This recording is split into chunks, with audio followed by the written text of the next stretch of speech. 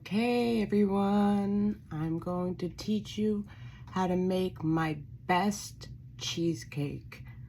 And we're going to start with the mise en place. I've already put out 1.5 cups of graham cracker crumbs, or you could use the store-bought graham crackers and put them in a food processor or blender.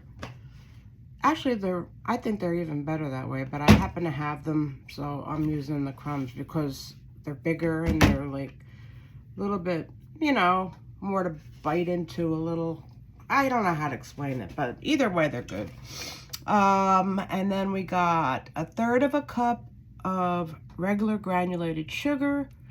Now, this is my little twist. I'm adding just 1/4 cup of brown sugar. I just like that little taste in there with the molasses and stuff.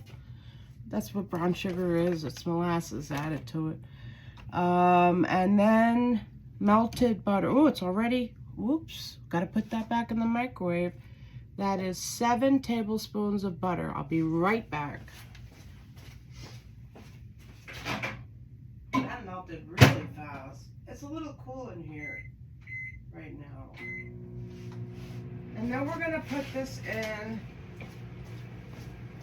We have a springform pan, and I already brushed it with my mixture of flour,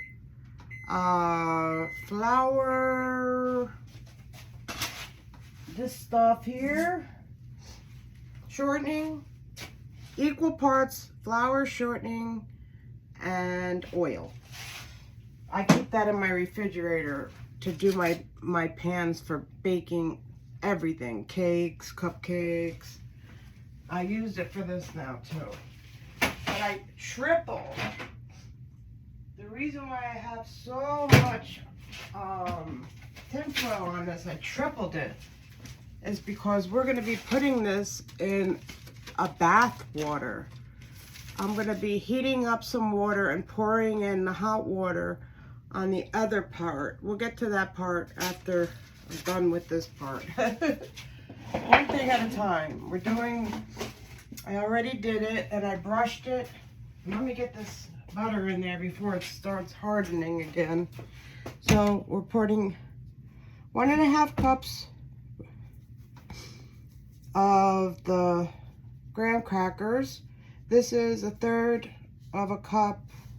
Well, I'm going to tell you in grams, okay? Because I always use a scale. Always use a scale. I learned that from the Sugar Geek a long time ago. A scale is your best friend. And I've had that scale for a long time too.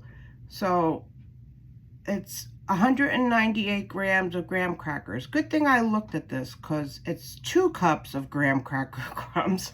I already messed up.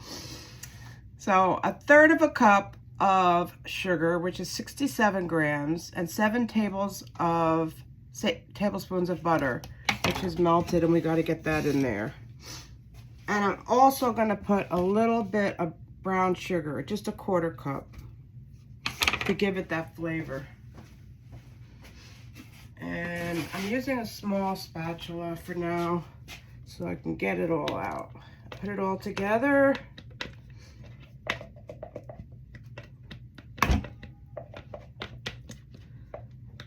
If I get the sniffles a little bit, I have some allergies today. Please forgive me.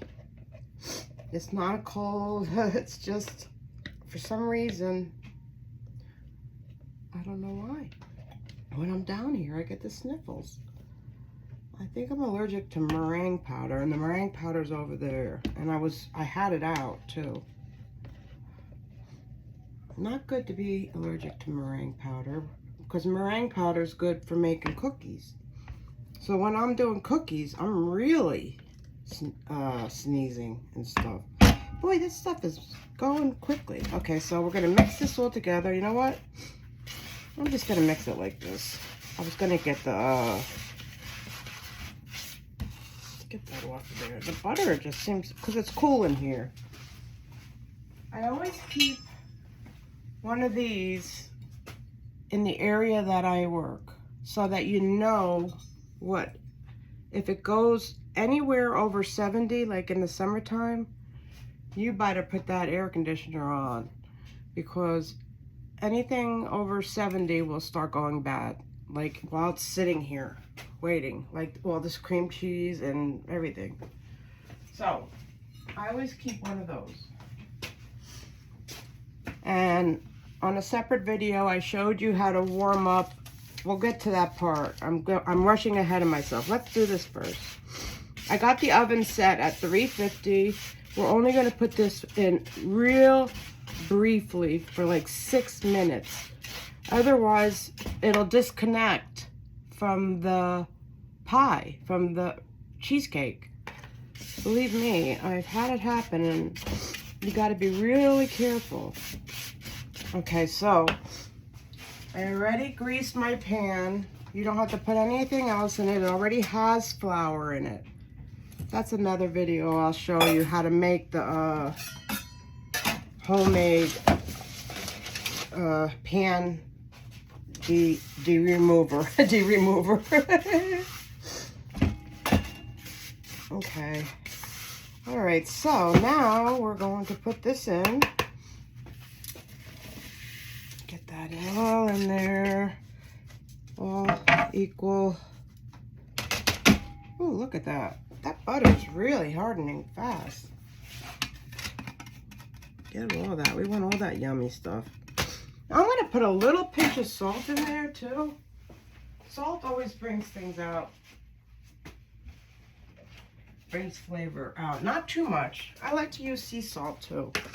And just remember, if you're using sea salt, it's not as salty as regular salt. Regular salt, if you have a recipe, for example, that calls for sea salt, and you only have regular, store-bought salt, use less, because it's saltier. Regular salt is saltier than sea salt in recipes. So, and anything else you do it to taste, And now I'm going to get a little cup and press that down. If you can see it, here, let's see. I'm trying to get it where my daughter bought me this years ago when I first started baking. I love you, Eden. Can't wait to see you. I'm hoping that they can come on Saturday. All right, see how I'm pressing it down?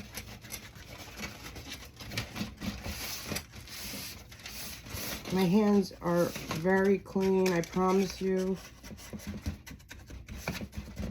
I was gonna steal some gloves from the doctor's office, but I decided, nah, I shouldn't do that.